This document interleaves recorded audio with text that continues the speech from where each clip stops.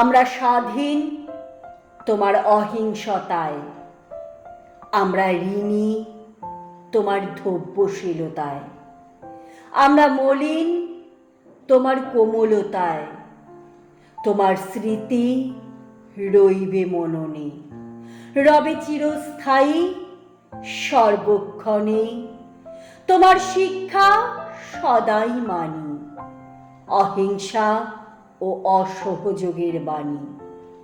সন্ন্যাসী রূপে ভারতে আনলে সেই নব নব পথ, সেই পথ ধরে একদিন এলো আমার স্বাধীন ভারত।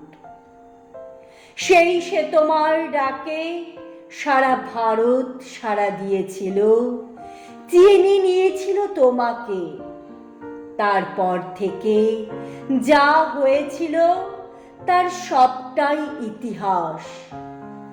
গান্ধীজি, তুমি মহত্তা, তুমি তো মোহনচাঁদ।